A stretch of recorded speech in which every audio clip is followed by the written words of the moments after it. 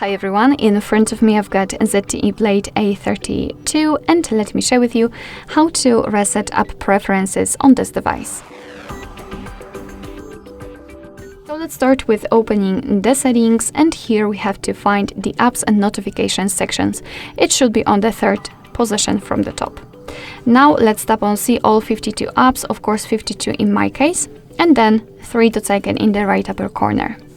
Now let's tap on Reset App Preferences, and here your device is actually informing you what it will reset. So among others, disabled app notifications, background data restrictions for apps, and any permission restrictions.